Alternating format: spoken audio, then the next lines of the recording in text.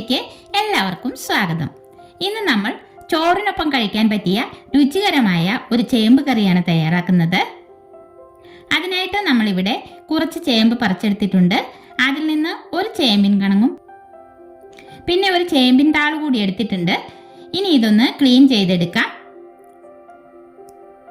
ചേമ്പിൻ താള് നമുക്ക് ഇതുപോലെ തൊലി കളഞ്ഞ് ഒന്ന് കട്ട് ചെയ്തെടുക്കാം.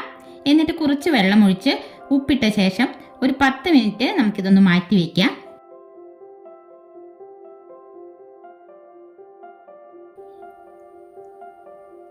ഇനി നമുക്ക് ചേമ്പിൻ കണങ്ങിന്റെ തൊലി കളഞ്ഞ് ചെറിയ കഷ്ണങ്ങളാക്കി എടുക്കാം.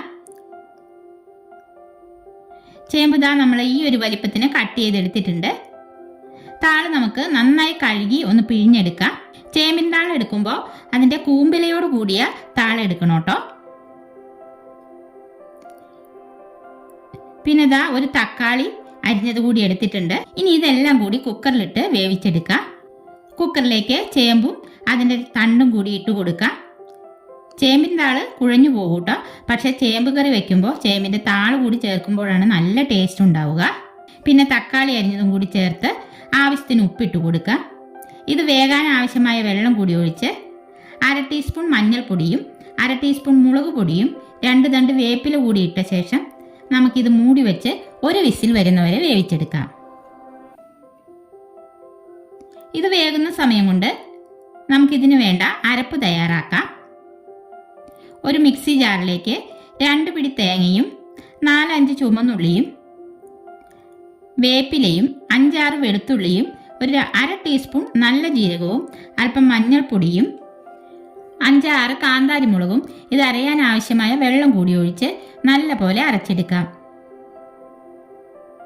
ദാ ഈ ഒരു പാകത്തിന് നമ്മളിവിടെ അരച്ചെടുത്തിട്ടുണ്ട്. ദാ നമ്മുടെ ചേമ്പെല്ലാം നന്നായി വെന്ത് വന്നിട്ടുണ്ട്. ഒറ്റ വിസിലാണ് അടിച്ചെടുത്തുള്ളൂ കേട്ടോ. ഇനി ഫ്ലെയിം ഓണാക്കി കുക്കർ അടുപ്പത്തേക്ക് വെച്ച് നമുക്ക് അരപ്പൊഴിച്ചു കൊടുക്കാം. വേറെ വെള്ളമൊന്നും ചേർക്കണ്ട. ഇതിനിപ്പോൾ ഇത്തിരി ഉപ്പ് കുറവാണ്. അല്പം കൂടി ഉപ്പ് ചേർത്ത് മിക്സാക്കി നമുക്ക് ഫ്ലെയിം ഓഫ് ചെയ്യാം. ഇനി ഈ കറിയിലേക്ക് ഒരു വറവിട്ട് കൊടുക്കണം.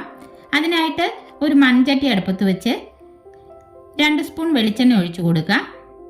ചൂടായ വെളിച്ചെണ്ണയിലേക്ക് കടുകിട്ട് പൊട്ടി വരുമ്പോൾ 2 വറ്റൽമുളക് മുറിച്ചിട്ട് കൊടുക്കുന്നുണ്ട്. 2 ചുമന്നുള്ളിയും 2 വെളുത്തുള്ളി അരിഞ്ഞതും കൂടി ഇട്ട് കൊടുക്കാം. കുറച്ച് വേപ്പില കൂടിയിട്ട് ഒന്ന് മൂപ്പിച്ചെടുക്കാം. ഉള്ളി മൂത്ത് വരുമ്പോൾ ഫ്ലെയിം ഓഫ് ചെയ്ത ശേഷം ഇതിലേക്ക് നമ്മളൊരു 1/4 ടീസ്പൂൺ മുളക് പൊടി ഇട്ട് കൊടുക്കുന്നുണ്ട്. എന്നിട്ട് അപ്പോൾ തന്നെ കുക്കറിലെ കറിയെ ചട്ടിയിലേക്ക് ഒഴിച്ചു കൊടുക്കാം.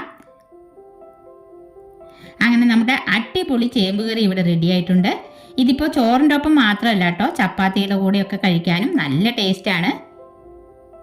ഇനി നമുക്കിതൊരു സെർവിംഗ് ബൗളിലേക്ക് മാറ്റി കൊടുക്കാം.